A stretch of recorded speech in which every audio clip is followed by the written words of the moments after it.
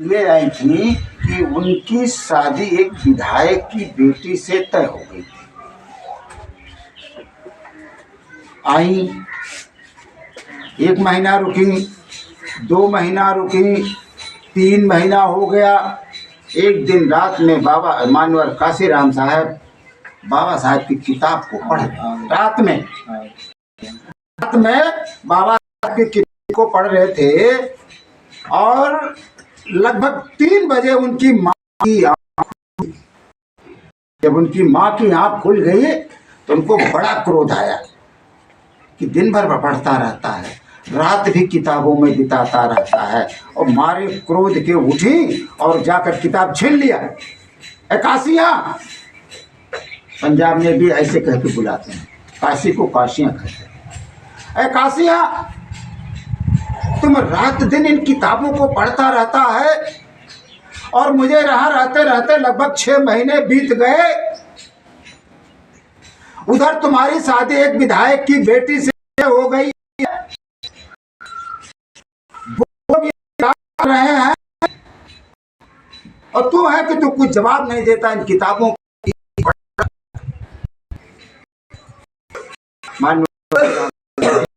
बोलते हुए अपनी माता कहा कि ये माँ, इन किताबों के पन्नों के बीच में,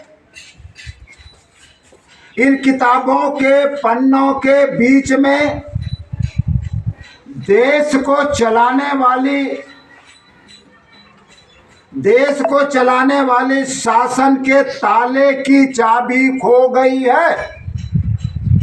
हे माँ, इन किताबों के पन्नों के बीच में देश को चलाने वाली ताले की चाबी खो गई है और उन किताबों के पन्नों के बीच में मैं, हे माँ, उस ताले की चाबी को ढूंढ रहा हूँ, उस ताले की चाबी को ढूंढ रहा हूँ। अब आप सोचिए, जिस दिन उस ताले की चाबी मुझे मिल जाएगी, हे माँ, आज नहीं तेरा नाम, मेरा नाम पूरे भारत में नहीं पूरे विश्व में अमर हो जाएगा। और आज का दिन ये है कि बाबा साहब तो विश्व में अमर हो गए, लेकिन वो दिन दूर नहीं जब मानवर काशीराम साहब एक एक आदमी के घर में और दिल में न बसे। मानवर काशीराम साहब एक एक आदमी के घर में और दिल में न बसे। मानवर काशीराम साहब ने इसीलिए बहुजन समाज पार्टी बनाई, क्योंकि उस वक्त कांग्रेस पार्टी थी, जनसंघ थी, तमाम पार्टियां थी, मार्क्सवादी पार्टी थी, लेकिन किसी को इस देश के बहुजन समाज लोगों की कल्याण करने का ध्यान ही नहीं आता था। बाबा साहब डॉक्टर अंबेडकर ने सदन से इस्तीफा क्यों दिया? लोग केवल इतना कह देते हैं कि बाबा साहब ने हिंदू कोड बिल लागू करने के उपलक्ष्य में इस्तीफा दिया था। ये गलत है। बाबा साहब ने 3 कारणों से इस्तीफा दिया था, उसको लोग बताना नहीं चाहते। बाबा साहब ने 3 कारणों से इस्तीफा दिया, उसको लोग बताना नहीं चाहते भाई। उसको लोग इसलिए नहीं बताना चाहते हैं कि पहला कारण था कि पंडित नेहरू से बाबा साहब ने कहा कि ये जो बंजर जमीनें पड़ी हुई हैं, जो जमीनें किसी काम की नहीं है, वो जमीनें मेरे गरीब भाइयों को बांट दीजिए। जब मेरे गरीब भाइयों को जमीनें बांट देंगे तो मेरे गरीब भाई को एक पास खेत हो जाएगा, खेती से काम करके वो अपने रोजी रोटी कमाएंगे। नेहरू जी ने उनकी बात को नहीं माना। दूसरा कारण था, बाबा साहब ने कहा कि पंडित जवाहरलाल नेहरू जी, हे माननीय प्रधानमंत्री जी, आप शीघ्र ही पिछड़ा वर्ग आयोग का गठन कर दीजिए। पिछड़ा वर्ग आयोग का गठन कर दीजिए, क्योंकि संविधान की धारा 340 के अंतर्गत आयोग गठित होगा और जब आयोग गठित होगा, जितनी परेशानियां बैकवर्ड समाज को होंगे फिर उनका निराकरण होगा, उनके लिए उपाय सोचा जाएगा, क्या है क्या नहीं है। उनको शासन और प्रशासन में सही जिम्मेवारी मिलेगी, शासन और प्रशासन में सही भागीदारी मिलेगी, शासन और प्रशासन में सही हिस्सेदारी मिलेगी। लेकिन नेहरू जी ने पिछड़ा वर्ग आयोग गठित करने को मना कर दिया। जब 3 बातें हुई, क्या? नंबर 1 अनुसूचित जात के लिए जमीन का बंटवारा। नंबर 2 ओबीसी समाज के लिए, पिछड़ा वर्ग के लिए आयोग का गठन करना। और नंबर 3 हिंदू कोड बिल था जिसमें महिलाओं को कोई अधिकार नहीं था। वो संवैधानिक रूप से महिलाओं को अधिकार देना चाहते थे, लेकिन ये तीनों बातें उन लोगों ने नकार दिया। बाबा साहब मारे क्रोध में आकर के सदन से इस्तीफा दे दिया था। लेकिन लोग क्या कहते हैं, केवल हिंदू कोड बिल के कारण, क्योंकि बैकवर्ड समाज अगर जान जाएगा कि बाबा साहब ने सदन से हमारे लिए इस्तीफा दिया था, तो बाबा साहब का पुजारी हो जाएगा। इसलिए इतने दिनों तक इस बात को छिपाई गई, इसलिए इतने दिनों तक इस बात को छिपाई गई। और आप लोगों को क्या है, आप लोगों को तो बाबा साहब ने वो अधिकार दे दिया, वो अधिकार दे दिया, एक कलम से, एक कलम से आपके बेड़ियों को बाबा साहब ने तोड़ दिया।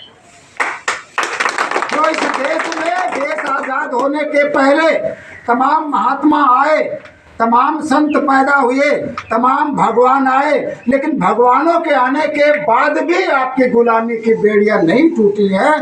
तो आपकी गुलामी की बेड़ियों को बाबा साहब ने संविधान लेकर के एक झटके में तोड़ दिया। और इसलिए बाबा साहब ने अपना गुरु किसको माना? तथागत सम्यक संबुद्ध को, ज्योतिराव फूले को, छत्रपति साहू जी महाराज को, संत कबीर दास को, रैदास को उन्होंने अपना गुरु माना। इसलिए जब बहुजन समाज पार्टी का कोई बैनर बनता है, कोई पोस्टर बनता है, तो आप देखते होंगे सबसे पहले कौन होता है? ये महात्मा ज्योतिराव फूले होते हैं। दूसरे नंबर पर नारायण गुरु होते हैं। तीसरे नंबर पर छत्रपति साहू जी महाराज होते हैं, जिन्हें हम आरक्षण का जनक कहते हैं। पहली बार साहू जी महाराज ने अपने राज्य में आरक्षण दिया था। तो आरक्षण किसको मिला? आरक्षण किसको मिला था रावत भाई? आरक्षण तो बैकवर्ड समाज को मिला होगा, क्योंकि उस वक्त देश आजाद नहीं हुआ था, हमारे लोग पढ़े लिखे नहीं थे।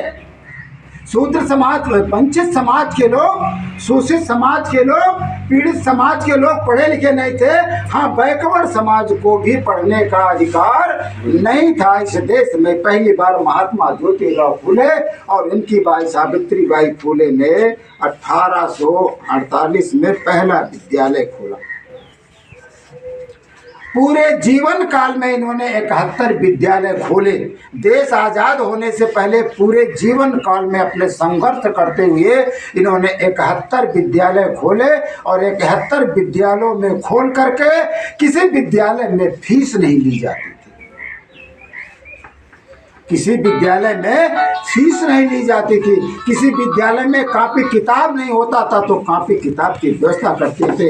और आपको ध्यान होगा सोनपाल भाई, मैं बहुत स्पष्ट कह रहा हूँ, आप पढ़िए सावित्री बाई फूले को, महात्मा ज्योतिराव फूले को आप पढ़ेंगे तो उन बच्चों के चेहरे मुरझाए हुए होते थे।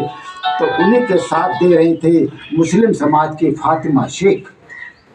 तो बहन फातिमा शेख, सावित्री बाई फूले, ये दोनों लोग घरों से भात मांग के, चावल मांग कर ले आती थी, बासी भोजन मांग कर ले आती थी, बासी रोटियां मांग कर ले आती थी। अब आप सोच लीजिए, उन बासी रोटियों को मांग करके सावित्री बाई फूले और फातिमा शेख बच्चों को वहीं खिलाती थी, वहीं पढ़ाती थी। जब उन्होंने देखा कि उनके शरीर पर, कमर पर कपड़े के, उनका पूरा शरीर नीचे खुला हुआ है, ऊपर खुला हुआ है, तो कपड़े भी मांग करके लाती थी सावित्री बाई फूले। और फातिमा शेख जी उनको कपड़े पहनाती थी। बेटा, आपने उस दुर्दशा को पढ़ा नहीं, और हमारे लोगों ने उस दुर्दशा को बताने की कोशिश भी नहीं की।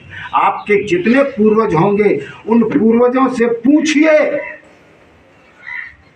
आपके जितने पूर्वज होंगे उन पूर्वजों से पूछिए कि क्या दुर्दशा थी। उसी दुर्दशा में इन दोनों महापुरुषों ने, ये और इनकी पत्नी ने 71 विद्यालय खोले। और विद्यालय में कभी फीस नहीं लिया, कभी किताब का पैसा नहीं लिया, फ्री में सबको पढ़ाया, मांग करके पढ़ाया। एक बार अकाल पड़ गया था, एक बार अकाल जब पड़ गया तो अकाल के समय में ही इन्होंने 15 राहत केंद्र खोले। अब आप सोचिए, इनके पास कुछ नहीं है, फूल का व्यापार है, फूल को खेती करते थे, फूल को पैदा करके राजा के पास जाता था, उससे इनको पैसा मिलता था, थोड़ा सा आय मिलती थी, घर का ही खर्च चलाना इनको दुश्वार था। महात्मा ज्योतिराव फूले और सावित्रीबाई फूले को घर का खर्च ही चलाना दुश्वार था। अब आप सोचिए कि 15 राहत केंद्र कैसे खोल दिया काल में।